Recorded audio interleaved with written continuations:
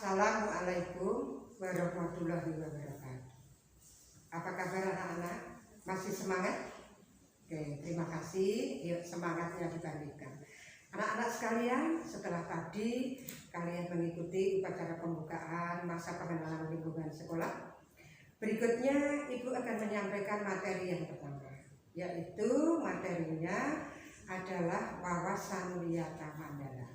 Yuk kita lihat bareng-bareng supaya kalian segera ada gambaran apa toh wawasan wiyata mandala itu. Silakan anak-anak siapkan alat tulisnya, siap karena nanti ada lembar kerja yang harus kalian kerjakan. Oke anak-anak, mari kita belajar tentang wawasan wiyata mandala. Seperti tadi Ibu sampaikan, mungkin dalam hati bertanya-tanya, apa ya wawasan wiyata mandala? Kita belajar bersama. Tadi Ibu sudah pesan, siapkan alat tulis dan seterusnya. Sebelumnya, Ibu kenalkan, saya Bu Eni Sri Lestari, Kepala Sekolah SMP Muhammadiyah Bantul. Oke, anak-anak sekalian, adapun manfaat dari materi ini, wawasan wiyata mandala adalah kalian kan anak-anak baru saja masuk di sekolah ini, maka harus segera mengetahui semua hal yang terkait dengan keberadaan SMP Muhammadiyah Bantul ini, sehingga kalian paham betul kondisi sekolah kalian ini dan seterusnya. Karena kan nanti selama 3 tahun kalian akan berada di sekolah ini. Oleh karenanya benar-benar mari kita simak supaya tidak terjadi kebingungan di belakang hari. Anak-anak sekalian, kita mulai wawasan wiyata mandala. Pengertiannya apa toh wawasan dan seterusnya. Wawasan bisa diartikan tinjauan, cara pandang atau melihat sesuatu atau melihat terhadap sesuatu atau pandangan.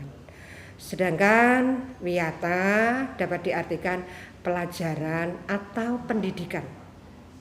Kemudian mandala dapat diartikan bulatan, lingkaran atau lingkungan. Sehingga dari 3 kata di atas, wawasan, wiyata dan mandala tadi, setelah kita gabung menjadi wawasan wiyata mandala, dapat kita artikan cara pandang atau tinjauan terhadap lingkungan pendidikan. Karena sekolah sebagai lingkungan pendidikan, maka sekolah bisa dikatakan sebagai wawasan wiyata mandala. Selanjutnya anak-anak sekalian, apa manfaat wawasan wiyata mandala? Yang pertama, beberapa di antaranya, yang pertama, agar terwujud situasi kondisi yang aman, tentram dan nyaman, sehingga warga sekolah bisa beraktivitas sesuai fungsinya. Kedua, agar proses kegiatan belajar mengajar bisa terlaksana dengan tertib dan lancar. Selanjutnya, yang berikutnya, prinsip-prinsip wawasan wiyata mandala. Pertama, bahwa sekolah merupakan lingkungan pendidikan. Apa artinya sekolah merupakan lingkungan pendidikan? Artinya semua kegiatan di sekolah muaranya adalah untuk pendidikan. Sehingga aktivitas di luar pendidikan tidak boleh dilaksanakan di sekolah. Yang kedua, tanggung jawab penuh di sekolah, aktivitas sekolah berada di tangan kepala sekolah. Jadi kepala sekolah bertanggung jawab penuh terhadap aktivitas sekolah. Yang ketiga, ada jalinan antara orang tua, siswa dan sekolah. Sehingga kalau terjalin komunikasi yang bagus antara orang tua siswa dengan sekolah, maka kalian akan mengikuti aktivitas pembelajaran dengan lancar tanpa ada kendala apapun. Yang berikutnya, warga sekolah menjunjung tinggi citra sekolah. Jadi menjaga nama baik sekolah dan seterusnya menjadi tanggung jawab kita bersama termasuk kalian. Yang berikutnya, bahwa sekolah bertumpu pada lingkungan sekitar. kita harus tetap berkomunikasi dengan lingkungan sekitar, tidak boleh melupakan lingkungan sekitar. Itulah anak-anak prinsip wawasan Wiyata Mandala yang sudah Ibu sampaikan. Selanjutnya, wawasan Wiyata Mandala ini terdiri dari beberapa unsur. Yang pertama, kepala sekolah. Jelas sekolah pasti ada kepala sekolah. Yang kedua, terdiri dari guru, pasti. Yang ketiga, tenaga kependidikan. Keempat, murid. Kelima, masyarakat atau orang tua. Jadi 5 hal ini yang merupakan unsur-unsur wawasan Wiyata Mandala. Mari kita lihat satu persatu peran dari unsur-unsur wawasan Wiyata Mandala tersebut. Yang pertama, tugas atau peran kepala sekolah. Pertama, bertanggung jawab penuh terhadap penyelenggaraan pendidikan di lingkungan sekolah. Jadi kepala sekolah itu sangat bertanggung jawab penuh semua aktivitas yang ada di sekolah. Yang kedua, bersama-sama stakeholder sekolah menyusun program sekolah. Artinya bersama guru, karyawan, komite dan seterusnya menyusun program sekolah yang nanti akan dilaksanakan di sekolah. Yang ketiga, dari program yang sudah disusun tadi kemudian dilaksanakan dan dievaluasi. Mungkin ada kendala dan seterusnya, sehingga perlu dievaluasi untuk perbaikan ke depannya. Yang keempat, kepala sekolah harus menjadi teladan bagi masyarakat di sekolah dan juga lingkungannya. Yang berikutnya, tugas kepala sekolah adalah menertibkan lingkungan sekolah, baik yang berbentuk sarana, ketertiban maupun lainnya. Yang berikutnya, menyelenggarakan kegiatan untuk menunjang kegiatan sekolah, kegiatan keagamaan, kegiatan kesiswaan, kegiatan sosial, budaya, dan lain sebagainya, yang nanti ini juga akan kalian ikuti pada kegiatan-kegiatan di sekolah ini. Selanjutnya, itu tugas kepala sekolah. Berikutnya adalah tugas guru. Guru bertugas melaksanakan dan melaporkan yang menjadi tugas dan tanggung jawabnya kepada kepala sekolah. Berikutnya, guru harus mampu memimpin baik di lingkungan sekolah maupun di luar sekolah. Nomor 3, guru harus menjunjung tinggi martabat dan citranya, baik sikap, perbuatan maupun tingkah lakunya.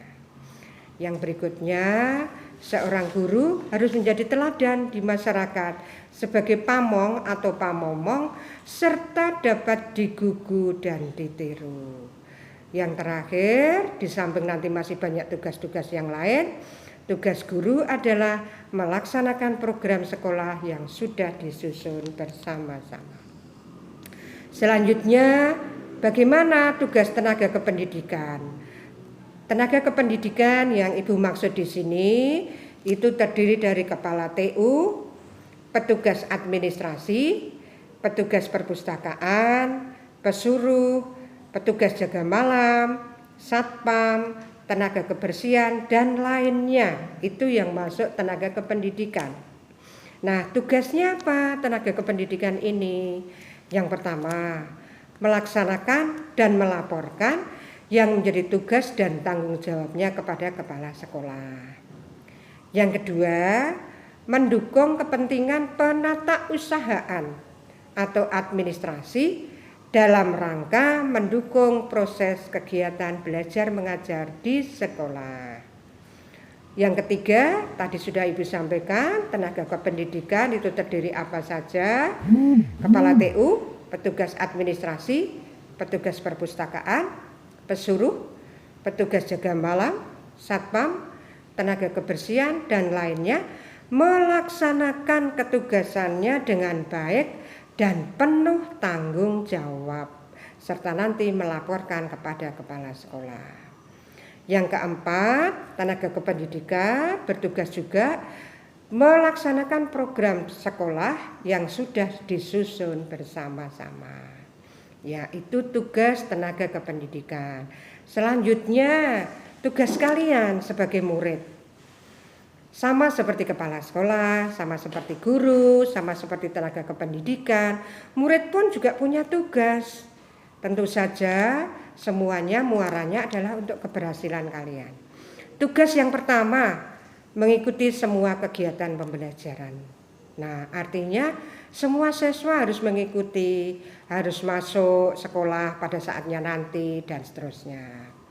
Kedua, harus mentaati semua tata tertib sekolah. Ketiga, karena kalian sekolah di Muhammadiyah, maka kalian harus melaksanakan janji pelajar Muhammadiyah. Berikutnya, semua siswa wajib berlaku sopan dan santun terhadap semua warga sekolah, terhadap temannya, terhadap Bapak Ibu guru karyawan, Bapak Ibu guru tenaga kependidikan, terhadap kepala sekolah, dan seterusnya. Yang berikutnya, murid kalian bertugas melaksanakan tugas yang diberikan sekolah atau guru dengan penuh tanggung jawab dan melaporkan hasilnya. Berikutnya, kalian bertugas, punya tugas, ikut menjaga dan memelihara sarana serta fasilitas sekolah dengan baik. Berikutnya, tidak kalah pentingnya, menjaga nama baik diri sendiri, keluarga, masyarakat, dan sekolah. Sekarang, apa tugas masyarakat? Tugas masyarakat atau orang tua mendukung program dan kebijakan sekolah dalam rangka kemajuan sekolah. Yang kedua, memberi saran dan masukan untuk kemajuan sekolah.